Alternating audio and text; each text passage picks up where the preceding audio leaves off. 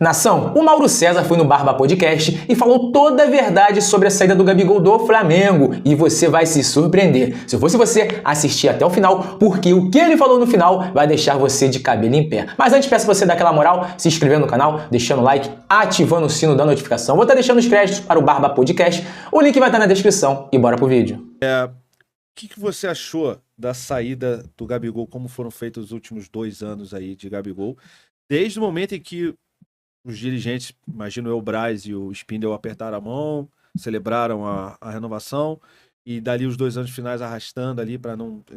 que o Landim travou, que o Totti, não sei quem foi que travou, enfim, a negociação, e aí o final, quando ele volta, o Felipe Luiz acredita nele. Eu lembro que você foi um cara que também levantou essa bola e falou, por que será que o Felipe tá acreditando e tal, não sei o quê, porque o Gabigol já não entrega há um tempo e tal. E ele acabou entregando, né, e fez os 2 gols da final, e o primeiro gol sai de uma jogada dele, né?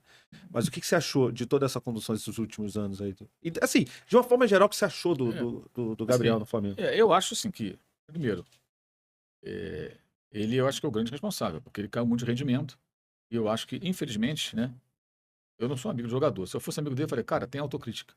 Você não tá bem. Eu não sei se tem alguém perto dele que ele ouça, que fale isso pra ele. Você não tá bem. Olha os seus jogos. Olha as jogadas. Olha o que tá acontecendo. O Gabriel, ele não se aprimorou como jogador de futebol, né? Ele não aprendeu a chutar com a perna direita, ele não faz um pivô, ele não cabeceia, ele não divide uma bola, ele não ganha mais em velocidade, que ele ganhava em velocidade. Ele perdeu muitas coisas. E eu acho que ele reluta em admitir. É a impressão que eu tenho à distância. Aí, de novo, a questão, né, pessoal, né? Cara, eu tenho na minha casa um quadro, tá? Um pedaço da Rede de Lima. O maluco lá entrou e pegou, eu não vou falar quem é.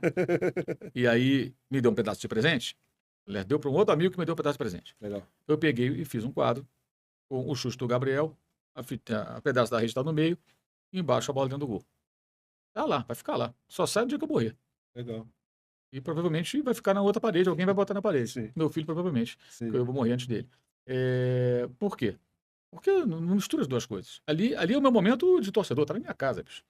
Tô até revelando uma coisa aqui, minha. Sim. Tá lá. E vai continuar lá. Tá na história do Flamengo. Mas ele caiu muito no ano de 2023. E aí, em 2024, ele volta, treina e tal, bota vídeo treinando nas férias. Você vê que ele tenta, mas ele não consegue voltar a jogar bem. Esse dia foi uma exceção, né? O que é muito pouco, né? Ele entregou muito pouco durante todo esse tempo. Porque, assim, da mesma maneira que ele ajudou nesse título, ele foi péssimo na final contra o São Paulo. O Flamengo perde o título dentro do Rio de Janeiro, quando é derrotado por 1-0. Ele jogou muito mal. E várias outras vezes ele jogou muito mal. Ele não conseguiu desviar uma bola pro gol do Peñarol no final do jogo lá em Montevidéu. Se ele consegue tocar naquela bola, era gol. Ia para os pênaltis. Tudo podia acontecer. Podia ter classificado, podia ter avançado, podia ser campeão. Ninguém sabe o que aconteceu com o Flamengo ali. Então ele deixou a desejar várias vezes. Ali ele correspondeu, finalmente. E acho que essa questão do contrato foi muito mal conduzida pela diretoria. Acho que ali eu acho que o Landim fez o certo. Porque a renovação de contrato, nas bases que estavam discutindo com o jogador embaixo por mais 4 anos, 15 meses antes do final do contrato, aquilo era uma aberração. Eu dei a notícia, eu apurei. E o contrato estava sendo renovado. E questionei a diretoria. Vocês vão me renovar, mas 15 meses antes? Porque, na verdade, eu fui em busca da informação do Bruno Henrique. Aí a fonte me falou, olha, o Bruno Henrique tá um pouco complicado.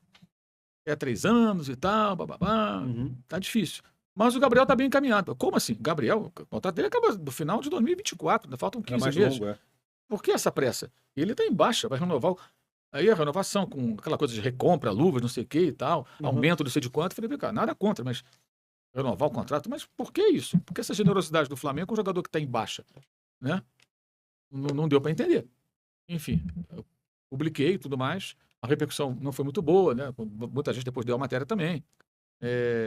Aí, mais adiante, eu fiz uma entrevista com o Landim. O Landim atendia às vezes, né? Até você fala, atendia você. Às vezes atendia. Assim, atende às vezes, porque o dirigente atende quando interessa ele falar. Lógico. Aí eu perguntei ele sobre o estádio. Ele falou, é uma coisa mais complicada, eu quero te explicar e tal. Aí marcamos um horário e ele me atendeu no telefone. Foi quando ele falou da SAF, inclusive. SAF de 25%. Foi a primeira vez que ele falou. Sim. Eu publiquei isso. E aí depois, em off, eu perguntei para ele sobre a renovação do Gabriel. E aí ele deu a entender, não, deixou claro, em outras palavras, que naquelas bases que não ia continuar. Eu publiquei também. E de fato, acho que ele acertou.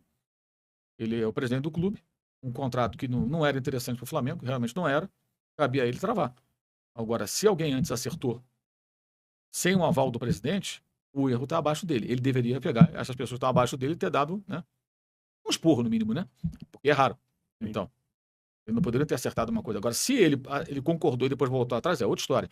Agora, eles é que sabem entre eles ali exatamente o que aconteceu. O que eu sei é, aquela renovação não faria o menor sentido. O Flamengo estaria com o Gabriel embaixo, com um contrato de mais 4 anos, sem saber o que fazer. Ele teve todas as chances de se recuperar. Vai se recuperar no Cruzeiro? Não sei. Tomara que sim. Contigo, que ele consiga jogar e tal. Mas eu acho que chegou um momento ali que não tá analisando friamente, de maneira lógica, sem paixão, como deve ser. Não fazia mais sentido. Agora, foi tudo muito mal conduzido, né? Isso aí, sem dúvida alguma. Mas nada disso anula o principal. O jogador não consegue render mais. Ele não consegue mais jogar. E você vê, ele faz os 2 gols contra o Atlético, aí no jogo de volta ele é substituído no intervalo, surge o mal-estar, né? O Felipe teve que dar uma entrevista a contragosto, porque eu soube até que ele nem queria falar, mas aí convenceram a falar, ele fez um depoimento, nem abriu para pergunta, ele estava visivelmente incomodado com aquilo. Eu imagino que isso muito em função dele ter bancado o jogador. Eu até falei, pô, isso parece uma brodagem, né? Porque não tem tecnicamente por que botar o Gabriel. Ele bancou o Gabriel não estava jogando bem. Ele insistiu, ele faz os 2 gols, já, ficou em alta. Quando ele tira no intervalo e entra o Bruno Henrique, melhora sem ele, inclusive. O Flamengo no segundo tempo é muito melhor, ganha de 1-0, para ser demais. Lá em Belo Horizonte. E houve essa situação toda no vestiário, quer dizer. Então ali chegou a um ponto que não dava. O Felipe foi muito legal com ele. Pô, bota legal nisso. Né? Porque o Tite, que depois foi criticado, o Tite não botou o Gabriel na reserva, Rafael. O Tite herdou o Rafael na reserva. Ele era reserva com o Sampaoli. E o Vitor Pereira também o colocou na reserva na final do Carioca. 2-0 Flamengo. No outro jogo ele jogou titular, 4-1 Fluminense. Claro que não foi por causa dele só. Sim, lógico. Mas eu quero dizer o seguinte, ele foi reserva com o Vitor Pereira, com o Sampaoli, inclusive na final da Copa do Brasil, o primeiro jogo ele joga, o segundo ele não joga, né? No Morumbi. Ele entra no segundo tempo, a primeira bola, ele pisa na bola, inclusive cai, primeira intervenção dele. E o Tite já o herdou na reserva. E ele nunca fez nada para ser titular. Aí o Tite não botava para jogar. Vem cá, você ia colocar no lugar do Pedro? Não. Do Cebolinha? Não. Nem do Luiz Araújo dá para colocar. Ele tinha no mínimo 3 caras à frente dele, jogando mais que ele, muito mais que ele. Não tinha como ele entrar. Essa aqui é a pura realidade. E até o Bruno Henrique, jogando mais que ele, 4 caras à frente dele. Não estou nem contando assim, os outros que entravam ali, os meninos que entravam de vez em quando. Esses 4 caras estavam rendendo mais do que ele. Agora a queda dele é um negócio que ele precisa investigar ele mesmo, né? Porque ele tem só 28 anos. Lamentável se ele não conseguir mais dar a volta por cima, né? E ele agora está num clube onde ele não tem história. Então a torcida vai cobrar muito, né? E no Flamengo havia uma tolerância de uma parte da torcida que nutria ou nutre por ele uma paixão muito grande, que é compreensível. Ele jogou muito, cara. Em 19 jogou muito. E em 20, aquela reta final com o Rogério Ceni, que nós citamos há pouco, para mim ele foi o melhor jogador. Ele foi super decisivo. Pode pegar, fez gol tudo quanto é jogo. Corinthians, Inter, contra o Grêmio e Porto Alegre, talvez a maior atuação da vida dele. O que ele jogou, aquele jogo em Porto Alegre, na época da pandemia. Ele jogou muito. Com o Pedro, eu acho meio uma falácia a história que ele mudou a forma de jogar. Não. Ele sempre jogou com o segundo atacante ao lado, com o homem de área. Foi o Ricardo Oliveira do Santos. Foi o Bruno Henrique também, com ele fez parceria um outro modelo. Sim. Com o Jesus, eram 2 atacantes de fato ali, que o Bruno Henrique vai muito na área, faz muito gol, então era ele, o Bruno Henrique. Mudou a característica do parceiro. O Pedro é mais referência, é mais pivô, é mais presença de área do que o Bruno, que é mais velocidade, movimentação e tudo mais. Né? Jogo aéreo, cabeceia muito bem. Mas ele sempre teve um parceiro de ataque. Então não acho que ele mudou a característica, apenas o parceiro dele era diferente. E o Pedro fez muitos gols e ele fez o gol da final. Sem os gols do Pedro, ele não estaria na final. Né? Sem o gol dele, o Flamengo não seria campeão. O Flamengo foi campeão, isso que importa. Se for o Gabriel, se for o Pedro, pô, isso não interessa. Mas ele foi muito bem ali também.